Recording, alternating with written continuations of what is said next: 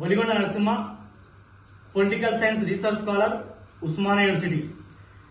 నిన్న గౌరవ ముఖ్యమంత్రి రేవంత్ రెడ్డి గారు ఉస్మానియా యూనివర్సిటీకి వీచేసి ఠాగూర్ ఆడిటోరియం వేదికగా ఉస్మానియా పూర్వ విద్యార్థులైనటువంటి జార్జ్ రెడ్డి గారు, గద్దర్ గారిని స్మరించుకోవడం జరిగింది.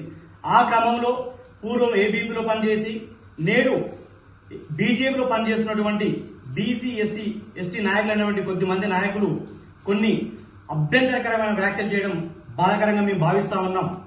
ఈరోజు చరిత్ర చూసుకుంటే తెలంగాణలో ఉన్నటువంటి తొలితరం గ్రామీణ ప్రాంత విద్యార్థులు ఉస్మానియా యూనివర్సిటీ ప్రవేశించిన నాడు మెస్సులలో కుల వివక్ష పాటించి యూనివర్సిటీ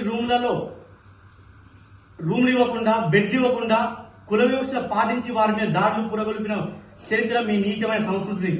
అలాగే మనువాదాన్ని అమలు చేయడం కోసం ఇక్కడ ఎస్సీ, ఎస్టీ, బీసీ విద్యార్థులు కావచ్చు, స్కాలర్షిప్ కావచ్చు, ఎలాంటి సౌకర్యాలు కల్పించకుండా పీడించి వేధించిన నీచమైన సంస్కృతి మీ రైట్ వింగ్ది. ఈ చరిత్ర మర్చిపోయామా?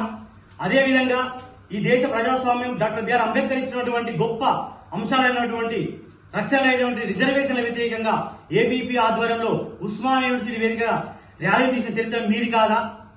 ఏం మాట్లాడుతున్నారు? ఆ అణగారిన వర్గాల హక్కుల కోసం, ఆ జాతుల కోసం పోరాడి ఇలా మీ గుండాల చేతిలో బలైనటువంటి జార్జ్ రెడ్డి గురించి మాట్లాడితే మీకు నొప్పి ఏంటని మేము అడుగుతా ఉన్నాం. అలాగే తన జీవిత పర్యంతం పోరాడి తెలంగాణ కోసంతో పాటు బలహీన వర్గాల హక్కుల కోసం పోరాడి తన గాత్రంతో ఆట పాట పాడి తెలంగాణ మొత్తం చైతన్యం చేసినటువంటి గద్దర్ గురించి మాట్లాడడానికి మీకు అర్హత ఉందా మేము అడుగుతా ఉన్నాం. అలాగే ఈరోజు మీరు ఉస్మానియా వేదికగా మీ రైట్ వింగ్ భావజాలం కావచ్చు, ఏబీపీ కావచ్చు, ఇక్కడ ఉన్నటువంటి అణగారిన వర్గాల ఎస్సీ, ఎస్టీ, బీసీ, మైనార్టీ వర్గాల కోసం మీరేం పోరాడారో బహిరంగ చర్చకు సిద్ధమని చెప్తా ఉన్నాం. ఇక సిద్ధాంతాలు రాజేందర్ గురించి మాట్లాడుతున్నారు కదా, మీ సిద్ధాంతం ఏంది? మత విద్వేషాలు రెచ్చగొట్టడం, కుల వివక్ష పాటించడం, భిన్నత్వం ఐక్యమత్యం చెడగొట్టడమేగా మీ యొక్క చరిత్ర.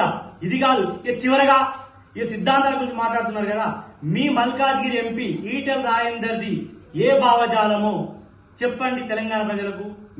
మీ గుట్టు, మీ కథలన్నీ బయటపడతాయని చెప్పి హెచ్చరిస్తా ఉన్నాం.